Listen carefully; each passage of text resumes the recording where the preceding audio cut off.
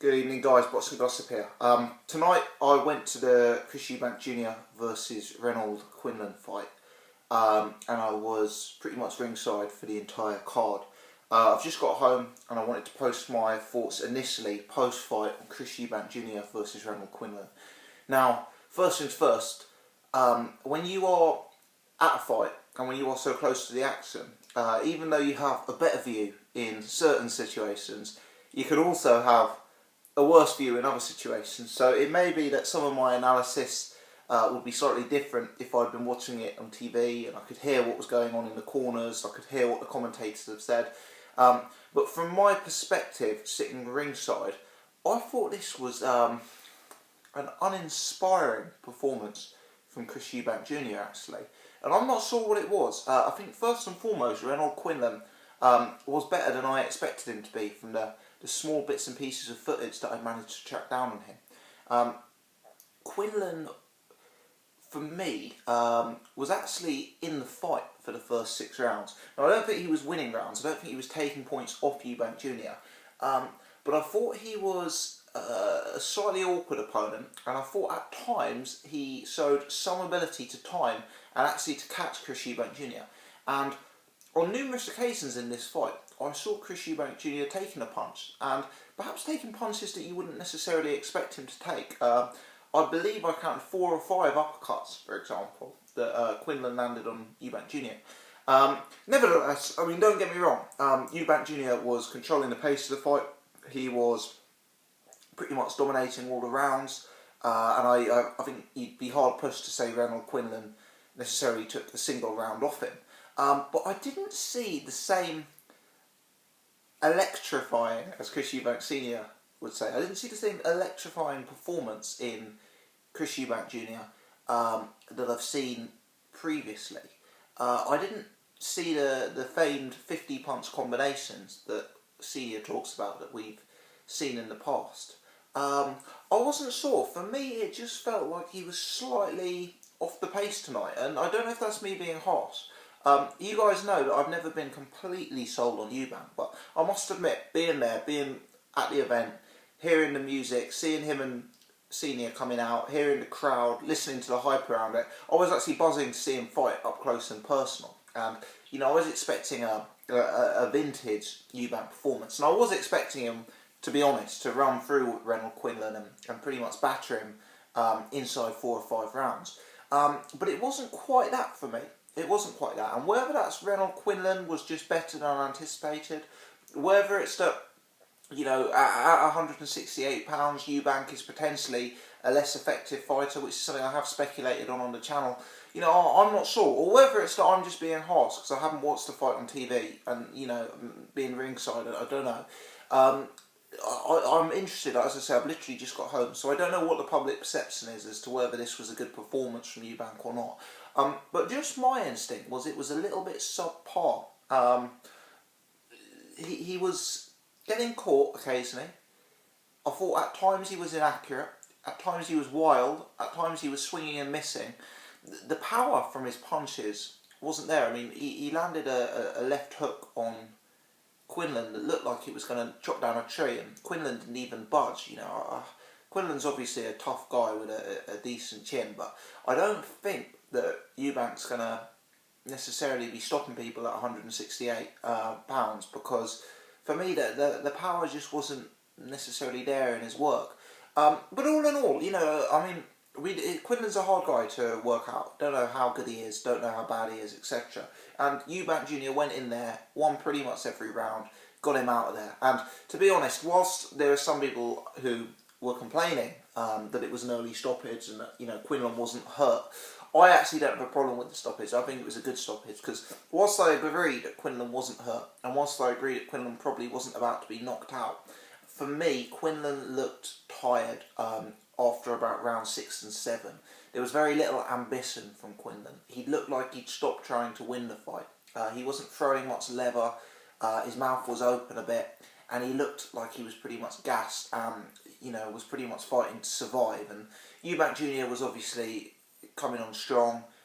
He was ever the showman in there. He was play into the crowd and everything, which was good to see. And yeah, I mean, it looked like Eubank Jr. had him in a little bit of trouble and was going to maybe unload a barrage of punches. And I didn't have a problem with the referee stopping in. Was it necessary to protect Quinlan? Probably not. Debatable. Was it at a time where the fight was no longer competitive and one of the fighters had lost their desire, lost their will to win and lost their energy? I think so. So, you know, for me, a fair stoppage. What I'm looking at though is, based on this performance, I'm unclear as to who's going to be next for Eubank Jr. Part of me thinks Eubank Jr.'s next opponent will very much depend on how well this pay-per-view did. And I don't know the answer to that, so if you've got any intel on that, please leave it in the comments section below. But if this pay-per-view was a massive success, don't be surprised to see Chris Eubank Jr. going up against the winner of Ryder Etches, which was Ryder. Obviously, having that on the bill, having Ryder and Etches fight at £168, when to me those guys are both middleweights. Potentially, if Chris Eubank has shown that he can do very big pay-per-view numbers on ITV, fighting against a guy with as low a profile as Renold Quinlan, then don't be surprised if they wheel out John Ryder. If the pay-per-view numbers were weak and lower than what they were hoping for, then presumably they'll have to roll the dice and bring in a better name, bigger opponent. You know, clearly on the basis of that performance for me, Eubank Jr. is some way off the likes of an Andre Ward or a James DeGale. And to be frank, I'd also say that he's some way off, you know, the likes of a George Groves and a Callum Smith. I think I need to see him again at £168, because after the weigh-in yesterday, I'm not convinced he ever makes £160 again. I think his days at £160 may well be over. And based on today's fight, I'm thinking that maybe his punches just don't have the same snap on them. He's unable to physically dominate opponents in the same way. You know, against guys like Tom Doran, against guys like Nick Blackwell, Spike O'Sullivan, we just saw Chris Eubank Jr. pretty much able to position the opponent and unload at will. And I just saw a bit less of that tonight. What Eubank Jr. is very, very, very good at, world class at in fact, is creating angles inside the pocket. If you're up close with Eubank Jr., if you're like this with Chris Eubank Jr., he can push out with the shoulder and create an angle with the left hand. He can sort of dip and get low on one side to create space and come up. He's very good at like dirty boxing, if you like. He's very good at, you know, he's being held, but he can still generate huge power, come over the opponent and catch them on the side. You know, he's very, very, very good at that. He's world class in the pocket. He's world class when he's being held. He's world class when he's able to lean on an opponent and grind them down. But for me, he's probably British level from the outside. You know, and that's why against guys like Billy Joe Saunders, against guys like George Groves, against guys like James DeGale, who have an advanced outside game, I still have real questions as to whether Chris Eubank Jr. is going to be effective.